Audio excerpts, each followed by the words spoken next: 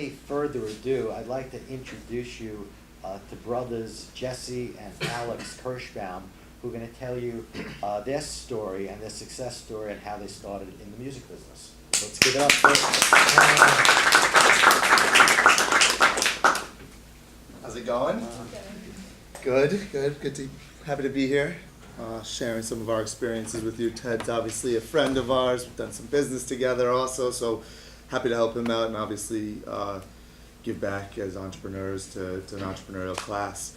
So obviously we're not in the movie business, though we do have some aspirations. You know, we looked up to guys like the Weinstein brothers ourselves and thought, hey, maybe not as burly, but we could still be bossy. So we love that business, but our business is the music business. So to tell you a little bit about it, the name of the company is New Agency.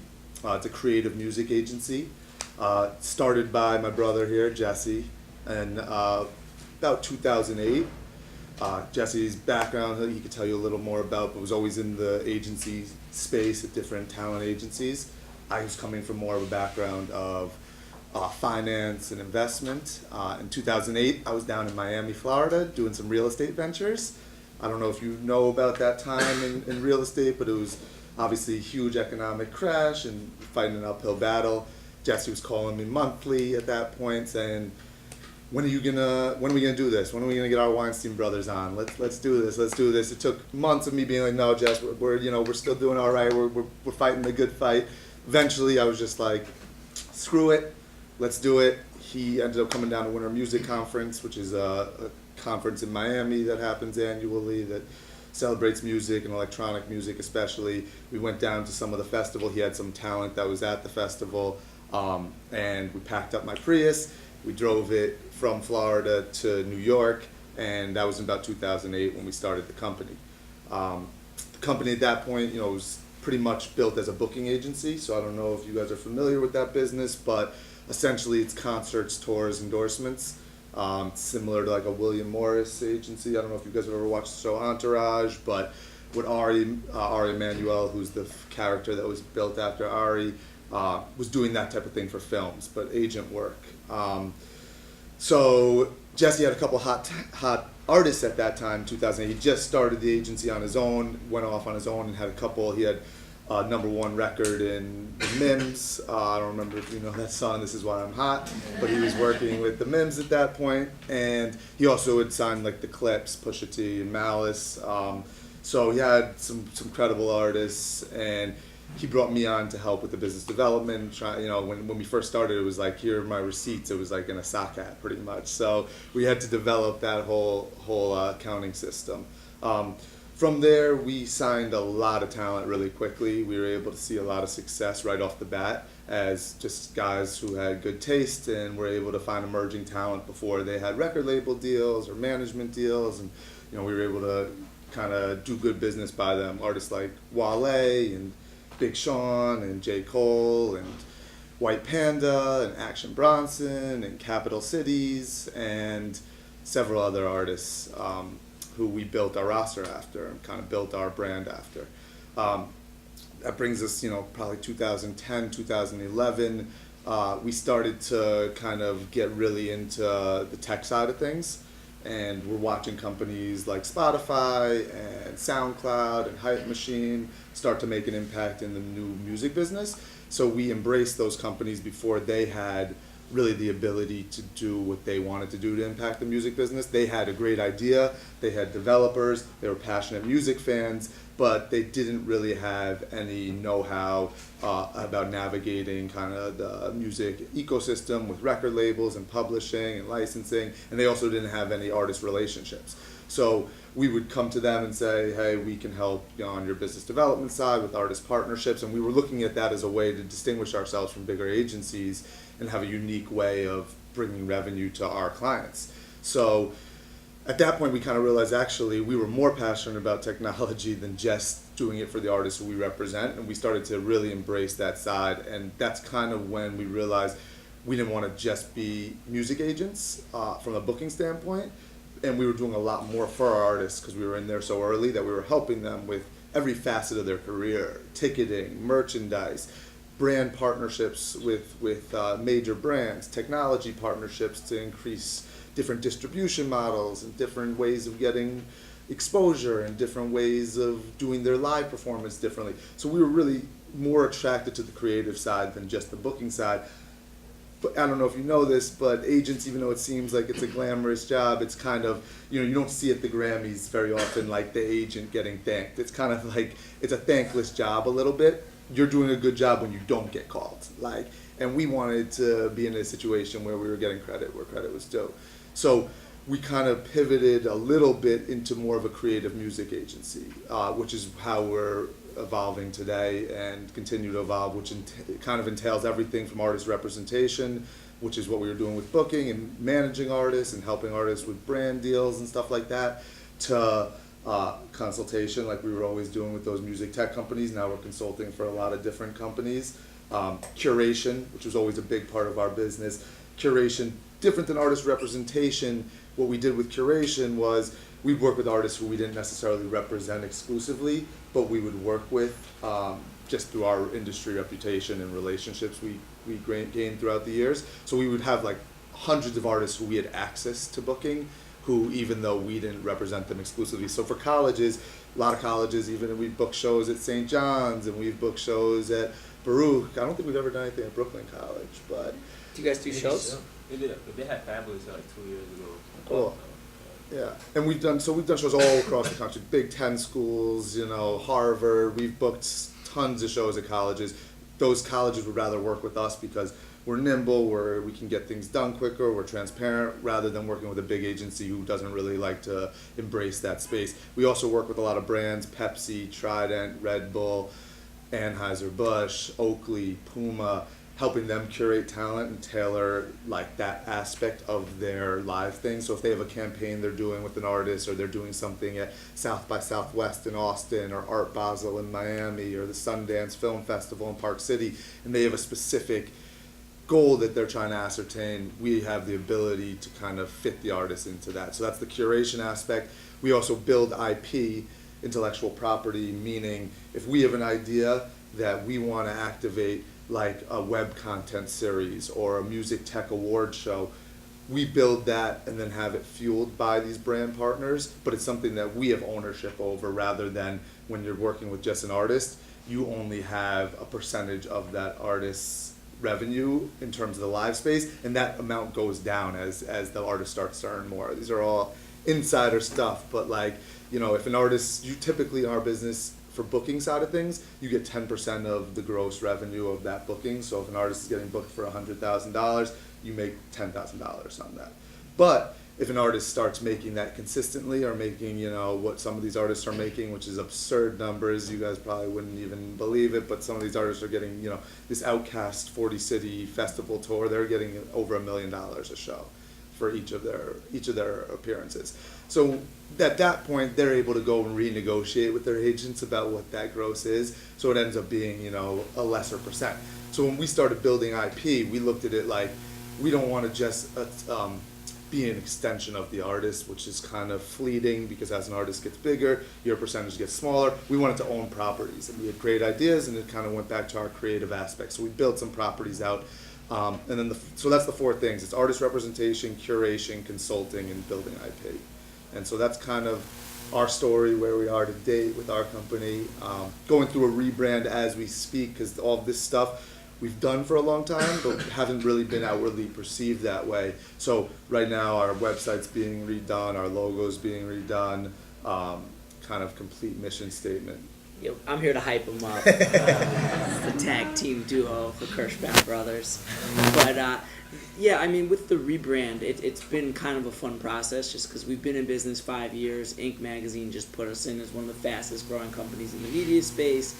Our revenues keep growing as we keep signing artists, but we realized that there's a shift, and we want to create properties. We feel like the ultimate value, what are we trying to do, is build something that's gonna be able to live beyond just the artists that are hot at the moment that we're working with, and to actually build a brand or brands that could live on. The philosophy is something like Lollapalooza. Perry Farrell started that with his agent, and being Perry Farrell's Agent's a great business. He was Jane's Addiction. It was a big band. Tours with Jane's Addiction for 8 years while he's making big music. Everybody's calling you, every festival, every sporting team, brands. You make a lot of money as his agent. You probably more than 99% of the people in this world.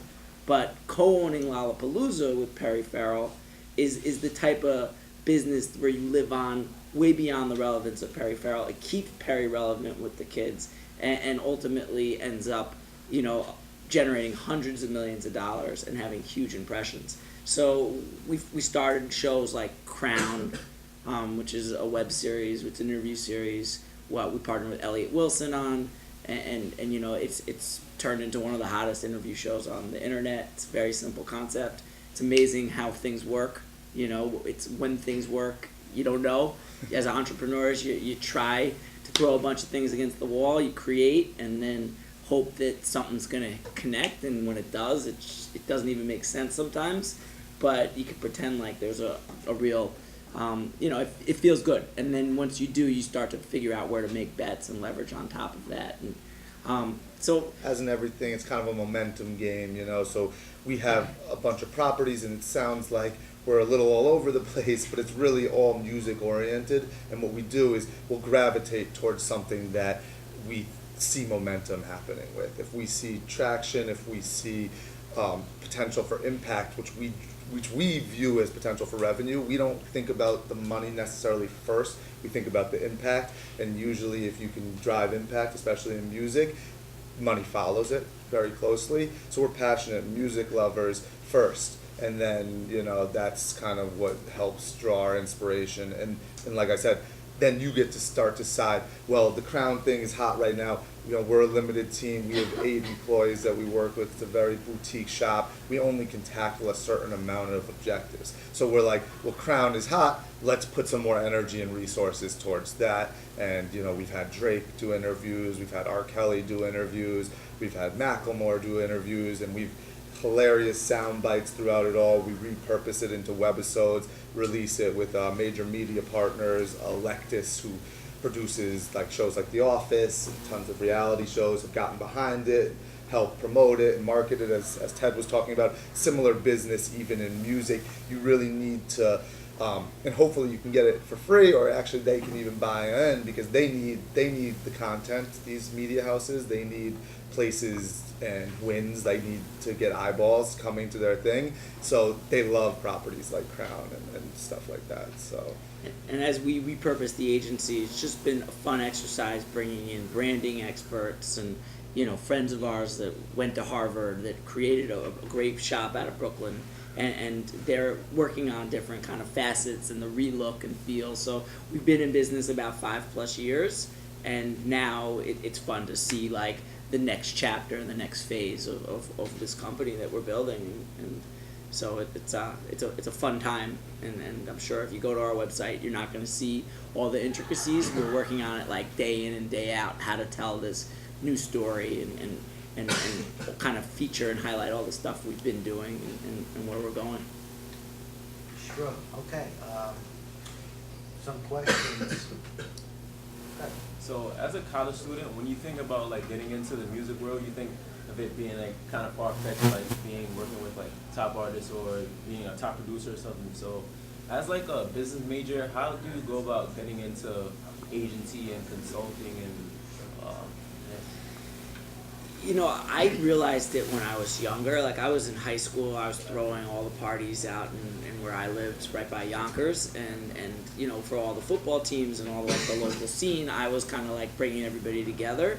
And so I had a girlfriend at the time, and her father was a record executive and casted me in a Puff Daddy video, All About the Benjamins. I was 17, and I'm in All About the Benjamins, and I'm this is the coolest business ever. And I went to school for business and was learning marketing, learning international business, which was a great backbone to figuring out that I wanted to do something in the entertainment or the business of music. So having a business degree definitely helps. But right into about halfway through college, I realized I was a political science major studying business, that I wanted to do music, and I wanted to do events and be more into that space. And so I went and got an internship. and, called a bunch of places. My crazy story, my father met somebody on a plane, and that guy worked at Billboard, and he was able to give me a summer internship where I worked for free, 3 days a week and 4 days a week in Times Square, and I loved it. Like, I was in early, I stayed late, I never faltered. I really enjoyed what I was doing, and I think that passion showed through.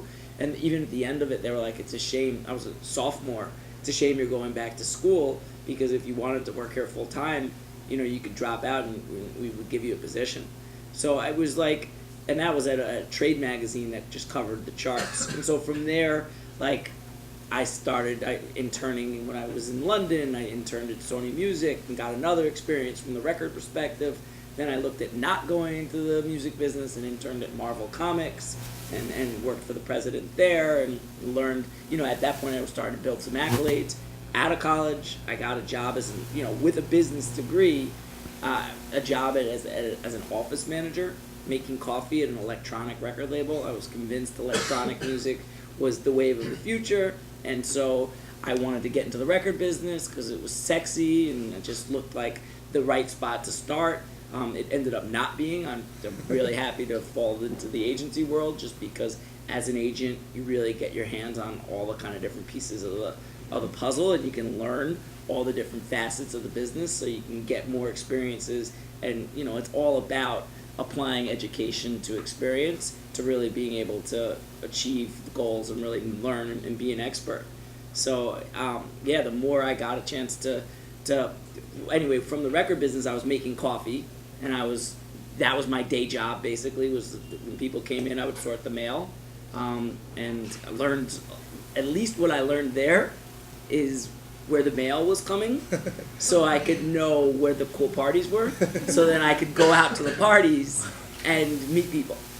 And quickly, my people at my company were like, well, how come you're out at these parties?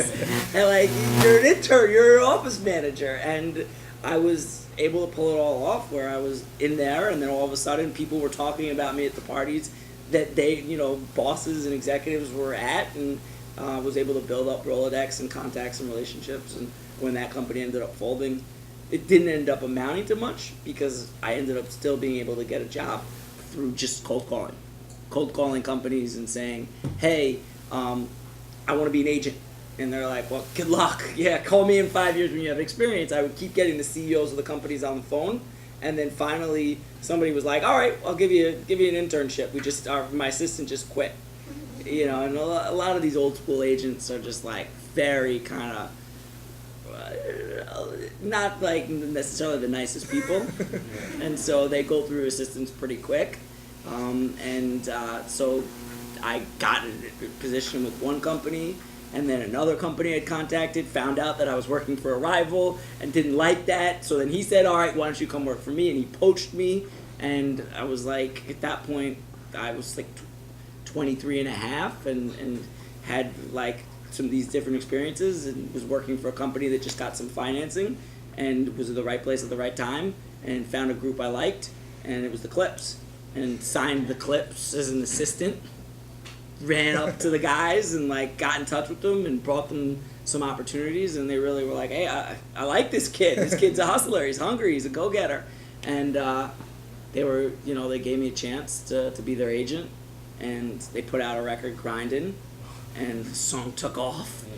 And I was an assistant. All of a sudden, I had like one of the hottest new groups in the business, and it was like, the album came out #2 on the pop charts, and like we went on tour we helped their tour, we fixed up the Grindin' Street tour, and it went like the record took off, it was the stars aligned. But anyway, the question was pretty much, how do you get into the agency? I think there's a lot of ways to skin a cat, as you can see. I mean, it takes hustle, it takes just being in the right place at the right time.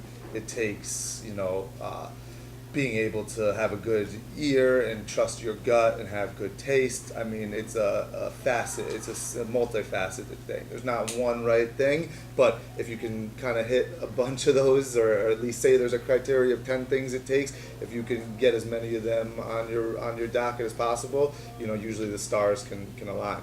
And I would say internships. Yeah. Help. Definitely. Like, they help. Go be willing to work for free. And Don't ask him for an internship after this, but and do what you need to do in terms of like getting your foot in the door and showing building experiences, because we've made the mistake now as entrepreneurs of hiring kids a lot of time right out of college, just because we work with so many schools, and it's great, but there's so much of a learning process, and you're paying to have somebody basically get an extended education when you need real jobs to be done. And so like internships will get you experience, and if you get an internship at a company that you want to work at, you can actually have a leg up because you already know the infrastructure. And then add value while you're there, you know, go above and beyond, use it as a blank canvas. Sure. Right. So, do you guys recommend partnerships with siblings? With who? With siblings? Oh. He's There we against go. Knew that. that one was That's coming. against that. Set him up for that one. You know, I think it's got a lot of pluses to it. It's a very competitive landscape, and it's nice to know, like, especially when you're signing hot pop type artists, that somebody's got your, you know, knows he's not going anywhere. You know, I'm gonna see him at Thanksgiving, I'm gonna see him at Passover, I'm gonna see him, like, so there's always a consistency in the fact that, like, our best interests are in the same place. We have the same consigliere in our father, so, you know. It's nice if we're getting into a fight, you know, he sees it one way, I see it another, which happens very frequently, and it gets kind of into a stuck place that, like, our mom will be like, listen guys, like, I'm buying steak, who wants supper, you know, and we're like, we do, and, you know, the next thing we know, we're having a glass of wine, and, like, we don't even remember what we were mad about 4 days later, and water under the bridge. And like you can have partnerships that just fall out, and then it just goes too far down that path where.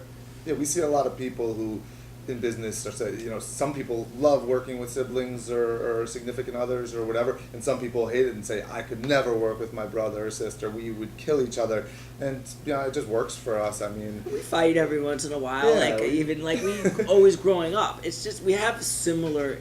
In some regards, similar interests, similar passions, and I mean, and like you And said, their in a tough. partnership actually complements each other, where Alex does a lot more back office and more of mathematical accounting, that kind of stuff. And I'm the bull. Jesse kind of like races and gets a lot of the acts and gets them. So, you know, in that sense, when you have a partnership that works well, generally they complement each other's skills. 100%. Not that you're not going to have some fights or some issues, but you Yeah, know, and like you said, in the music business, which can be a grimy business, and you have acts who are unloyal, and you have employees who are unloyal, and you have a lot of that. It's nice to know that there's one staple person that you can always kind of count on. and going through this adventure with you, because look, the answers are every which direction. So it's nice to be able to regroup and kind of work through this, and you know. We do this day in and day out. It's not like a type of thing where Clock in. you clock in. It's being an entrepreneur and having your own business and being a business like music. We're working on weekends. We're working on holidays. We're always kind of processing and tinkering with the model. Yeah, most of their business is on weekends or at nights and things like that. They have to go out and run and make sure the acts show up and they get their fee, and you know, it's not as easy as they say. All right, one last question. Can I just say something? So I was passing by and I'm an entrepreneur that runs a recording studio for music, and I just kind of like had to kudos you guys and give you my card. Wait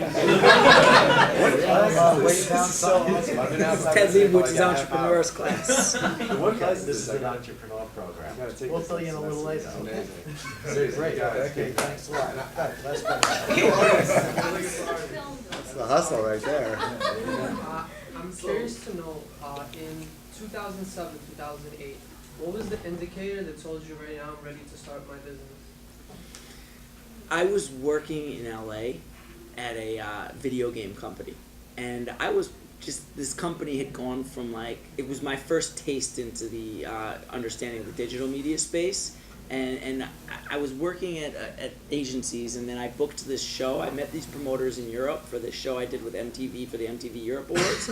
And anyway, long story short, it's a long story. long, fascinating, interesting story. The stock went from 2-3 cents to $32. It was a whole adventure. The company ended up crashing.